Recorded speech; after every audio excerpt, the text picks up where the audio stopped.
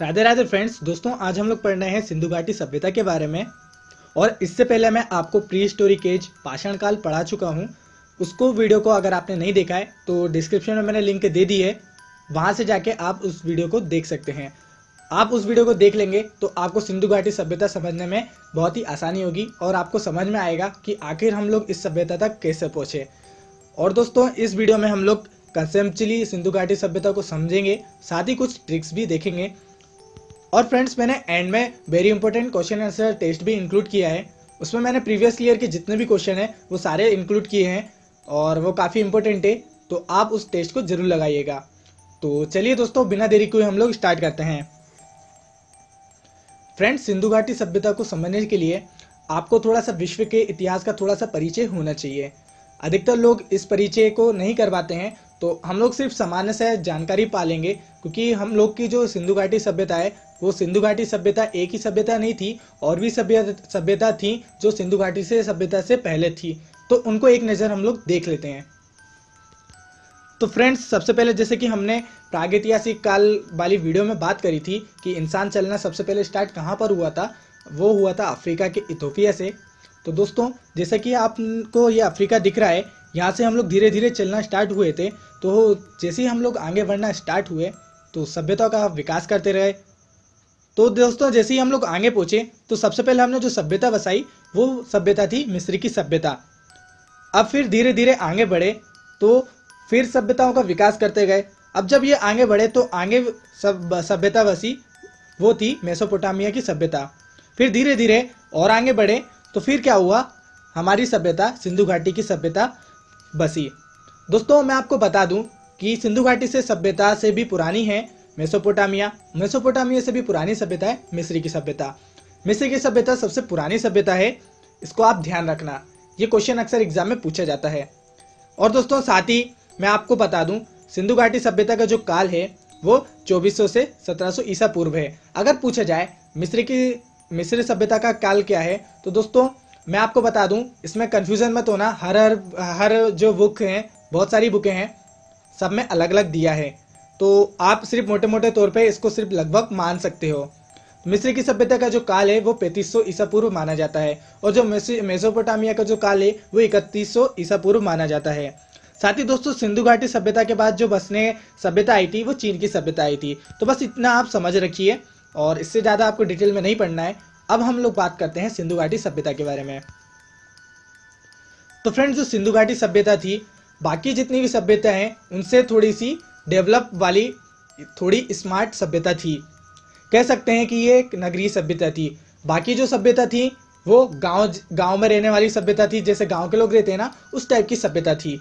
लेकिन जो सिंधु घाटी सभ्यता थी वो एक नगरीय सभ्यता थी, यानी कि शहरी सभ्यता थी। दोस्तों इसमें जो मकान थे सभ्यता भी कहते हैं। फ्रेंड्स अब मैं कुछ आपको पॉइंट बताऊंगा, उनको आप अच्छे से देख लीजिएगा और लिख लीजिएगा। लिख लोगे तो आपको अच्छे से वो याद हो जाएंगे। उससे पहले मैं आपको एक बता देता हूँ कि जो हमारे जो प्रमुख नगर थे, जैसे कि हड़प्पा जो है, हड़प्पा पूरा पाकिस्तान में था, और मोहनजोदड़ो वो भी पाकिस्तान में है। और जो प्रमुख नगर है ना, इनको आप एक बार नाम देख लीजिए, जैसे चुन्नूदड़ो, मोहनजोदड़ो, कोटदीजी, रंगपुर कहाँ पर है हमारा, गुजरात में, रोजदी, लोथल और भगतराव, देसलपुर, ये सब कहाँ है, ये भारत में है। भारत के कहाँ पर, गुजरात हिस्से में। उसके बाद ये रोपड़, वणावली, आलमगिरीपुर, मांडा। दोस्तों ये क्या है कि जब क्वेश्चन पूछे जाते हैं ना तो इनका नाम दे देता है और जगह पूछ लेता है कि भारत में, पाकिस्तान में, या भारत के किस जगह पर है। तो इसे आप बस एक बार मैप में देख लीजिए तो आपको वो याद हो जाएगा। वैसे मैं आपको ट्रिक से तो याद करवाऊंगा ही। डाबरकोट और सोतको, कोहो, मेही, नल और रहमान खेड़ा। अभी तो आपको थोड़ा सा अजीब लग रहे हैं, लेकिन आप मैप से देख रहे हो ना, जब आपको क्वेश्चन आएगा ना तो आप जरूर उसको अच्छे से लगा लोगे। और अभी तो मैं ट्रिक से आपको याद करवाऊंगा ही। तो अब मैं जो इंपॉर्टेंट पॉइंट्स आपको बताने वाला हूँ इसको आप बहुत ध्यान से सुनना और इसको लिख लेना, ठीक है दोस्तों। फ्रेंड्स जो सिंधु घाटी सभ्यता है इसका काल हमें रेडियो कार्बन C14 के जरिए पता चलता है। रेडियो कार्बन C14 जो पद्धति है यह हमें बताती है कि कोई भी सभ्यता कितनी पुरानी है या कोई भी चीज़ कितनी पुरानी है, वो हमें कार्बन C14 के माध्यम से पता चलता है। इसको आप ध्यान रखना, ये पूछा जा सकता है। और दोस्तों जो आपको ये सन दिख रहा है 2400 से 1700 ईसा पूर्व, ये जो है अभी नवीनतम जो है मान वो है। और साथ ही दोस्तों हर बुक में अलग अलग लिखा है, किसी में 2300 लिखा है, किसी में 2500 लिखा है। तो दोस्तों अभी जो नवीनतम है जो माना जा रहा है वो 2400 है। और दोस्तों ये जो है कोई बड़ा इशू नहीं है, क्योंकि हर इतिहासकार के जो है वो अलग अलग मत रहता है, अलग अलग काल बताते हैं। और ये इसलिए ये क्वेश्चन आते भी नहीं है कि किसका काल कब से कब तक था, क्वेश्चन नहीं आता है, ठीक है। तो ध्यान मत रखना। अब इसमें अभी आपको जो नवीनतम जो है वो मैंने आपको बता दिया है। और अभी तो कुछ लोग सर्च करने में लगे हैं कि जो है सिंधु घाटी सभ्यता वो मिस्र की सभ्यता से भी पुरानी है, ऐसा बोलने में लगे हैं। तो दोस्तों काल जो है उस पर ध्यान मत दीजिएगा, अभी जो उसके लिए इम्पोर्टेंट है वो चीज़ मैं आपको बताते जा रहा हूँ, ठीक है। दोस्तों जो इसकी खोज करी थी वो मोस्ट इंपोर्टेंट है, इनका नाम आप ध्यान रखिएगा, राय बहादुर दयाराम साहनी ने की थी, ठीक है। तो कई बार इनका नाम दयाराम साहनी भी पूछ लिया जाता है, राय बहादुर नहीं पूछा जाता है, तो आप इनका पूरा नाम याद रखिएगा। अगला हमारा पॉइंट आता है कि जो सिंधु घाटी सभ्यता थी ये कैसी थी। तो दोस्तों ये सिंधु घाटी सभ्यता थी ये मात्र सत्तात्मक सभ्यता थी। मात्र सत्तात्मक सभ्यता से आपको ये पता चलता है कि जो यहाँ पर महिला थी, महिलाओं को प्रमुख माना जाता था, माताओं को प्रमुख माना जाता था, मतलब कि इसमें महिलाओं की अच्छी खासी कंडीशन थी, ठीक है। तो उसके बाद ये जो क्या थी, मातृ सत्तात्मक थी, यानी कि माता की पूजा भी करते थे इन लोग, ठीक है। इसके बाद मैं आपको बता दूं ये है कांस्य युग सभ्यता थी, इसलिए क्वेश्चन पूछा जाता है कि सिंधु घाटी सभ्यता कौन सी युग की सभ्यता थी। तो कांस्य युग आपका जो ऑप्शन आएगा उस पर आप सही लगा कर आना। साथ ही दोस्तों इसका जो मुख्य व्यवसाय था, सिंधु घाटी सभ्यता का मुख्य व्यवसाय था व्यापार, ठीक है, ये पूछा जाता है। साथ ही जो इसके घर बने हुए थे, सिंधु घाटी सभ्यता के जो घर बने हुए थे वो पक्के ईंटों से बने हुए थे, मतलब कि एक अच्छे से बने हुए थे, सीक्वेंस में बने रहते थे, चौकोर में बने रहते थे, ठीक है। तो ये किसके बने रहते थे, ईंटों के बने थे, ठीक है। साथ ही दोस्तों मैं आपको बता दूं जो हड़प्पा वासी है वो कपास के उत्पादन में सर्वप्रथम थे। दोस्तों हड़प्पा वासी लोथल वासियों से क्या करते थे, व्यापार करते थे, व्यवसाय करते थे। उस समय भी क्या होता था, व्यापार हुआ करता था, ठीक है। तो मोहनजोदड़ो आपने अगर मूवी देखी होगी तो उसमें आपको पता चल जाएगा, ठीक है। तो दोस्तों अगला पॉइंट हमारा आता है कि दोस्तों सिंधु घाटी सभ्यता का पतन नगर क्या था। तो दोस्तों सिंधु घाटी सभ्यता का जो पतन नगर था वो लोथल था, हर बार एग्जाम में पूछा जाता है। दोस्तों मैं आपको एक पॉइंट बताता हूँ जो है लोथल कई बार एग्जाम में पूछा जाता है। मैंने अक्सर देखा है जितने भी क्वेश्चन पूछे गए अगर उनके ऑप्शन में लोथल हो तो लोथल आंसर हमेशा आता है। ऐसा नहीं है कि हमेशा लोथल ही आता है, लेकिन मैंने अधिकतर ऐसा देखा है। तो लोथल जो है वो पतन नगर भी था। पतन नगर मतलब होता है बंदरगाह, ठीक है, इतना आप ध्यान रखना। और ये कहाँ पर आता है, ये गुजरात में साइड में है, ठीक है, जैसे कि आपको मैप में दिख रहा है। कहाँ है लोथल ये गुजरात में है, ठीक। इसके बाद मैं आपको बता दूं जो इसका स्विमिंग पूल था, हमें सिंधु घाटी सभ्यता में एक स्विमिंग पूल मिला है ऑलरेडी, उसको मतलब कि एक्चुअली उसको स्नानागार बोला जाता है, हिंदी में बोले स्विमिंग पूल ही तो था। तो दोस्तों जो स्विमिंग पूल था वो कहाँ से प्राप्त हुआ है, वो मोहनजोदाड़ो से प्राप्त हुआ है। मोहनजोदाड़ो यानी कि मोहनजोदड़ो का अर्थ क्या होता है, मोहनजोदड़ो का अर्थ होता है मृतकों का टीला, जिसको इंग्लिश में क्या बोलते हैं, माउंड ऑफ डेड, ठीक है, इतने ध्यान रखना। तो दोस्तों स्विमिंग पूल कहाँ से मिला है हमको, मोहनजोदाड़ो से मिला है। मोहनजोदड़ो कहाँ पर है, ये पाकिस्तान में स्थित है, ठीक है, इतना ध्यान रखना। इसका अर्थ क्या होता है, मोहनजोदड़ो का अर्थ होता है मृतकों का टीला, माउंड ऑफ डेथ, ठीक है। इसके बाद जैसे कि आप ये देख सकते हैं ये जो है यही हमको स्विमिंग पूल मिला है वहां से, मोहनजोदड़ो से, ठीक। तो फ्रेंड्स अब बात करते हैं उसकी जो मुद्रा को क्या कहा जाता था, आद्य शिव कहा जाता था। और दोस्तों ये जो मुद्रा थी, मुद्रा में जो है जानवर, इनकी मुद्रा थी उसमें जानवरों की छवि बनी रहती थी, जैसे कि हाथी हो गए, गेंडा हो गए, एक सींग वाला गेंडा जो प्रमुख जानवर था उस समय का, ठीक है। तो इतना आप ध्यान रखना, इस तरीके से था। मैं कुछ इंपॉर्टेंट पॉइंट ही बता रहा हूँ, ज़्यादा आपको विस्तार से नहीं बता रहा हूँ, ठीक है, इतना ध्यान रखना। इनके जो मुख्य पशु थे, घोड़ा हो गया, गाय है, हाथी आदि वगैरह हो सकते हैं, ठीक है। और दोस्तों एक चीज़ और आप ध्यान रखना, इन लोग ने मतलब कि खेती भी शुरू कर दी थी, गेहूं वगैरह। और अगर आपने प्रागैतिहासिक काल वाली देखी होगी ना, तो उसमें आपको मैंने आप बता दिया है कि पहली खेती कौन सी शुरू हुई थी, फिर उसके में पहला खाना कौन सा शुरू करा था, ठीक है। तो दोस्तों ये हो गए हमारे इंपॉर्टेंट पॉइंट्स। अब हम लोग ट्रिक से देखते हैं, और ट्रिक से देखते हैं कि कौन कौन सी चीज़ हमारे लिए इंपॉर्टेंट है, वो हमको ट्रिक से याद करते हैं। तो फ्रेंड्स सबसे पहले हम लोग बात करते हैं हड़प्पा सभ्यता के कौन से स्थल किस नदी के किनारे स्थित हैं। अक्सर पूछे जाते हैं कि कौन से स्थल किस नदी के किनारे स्थित हैं, तो इंपॉर्टेंट मैं आपको बता दे रहा हूँ। इसके लिए पहले ट्रिक है, ट्रिक को आप देखिएगा, बहुत ही सिंपल है ट्रिक। जैसे कि लोभी मोसी का हरा कंगा, एक मोसी है वो क्या है, लोभी है, लालची है। तो दोस्तों लोभी मोसी का हरा कंगा रमा ने ले लिया, रमा उनकी फ्रेंड होगी। तो दोस्तों लोभी मोसी क्या कर रही थी, एक और कंघी कर रही थी, बाल बना रही थी, तो उनका जो हरा कंगा है वो रमा ने ले लिया। तो अब रमा ने ले लिया तो लोभी मोसी क्या हो गई, रोष हो गई, यानी कि गुस्सा हो गई, गुस्से में आ गई और बस क्या हुआ, और उसे बस से कुचल दिया। मतलब कि एक बस लेकर आई, बस वाले से बोला भाई इसको कुचल दे, किसको, रमा को। तो बस से क्या कर दिया, कुचल दिया। बताओ ऐसी लोभी मोसी है, मतलब कि हरा कंगा ले लिया और उसे बस से कुचल दिया। ठीक है, चलिए, तो ये तो मजे की बात हो गई।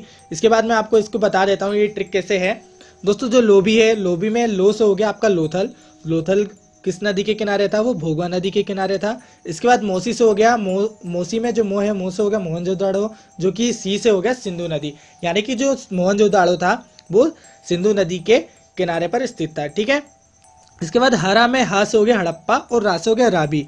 तो हड़प्पा जो था वो किस नदी के किनारे था, रावी नदी के किनारे था। एक चीज और ध्यान रखना दोस्तों, जो हड़प्पा सभ्यता की खोज कर, हड़प्पा जगह थी उसकी जो खोज करी थी वो करी थी किसने, दयाराम साहनी ने। और जो हमारे अधिकतर अवशेष मिले हैं वो हड़प्पा में मिले, इसलिए इसे हड़प्पा सभ्यता भी कहा जाता है। साथ ही दोस्तों जो कंगा है, कंगा के का से हो गया कालीबंगन और घा से हो गया घग्गर।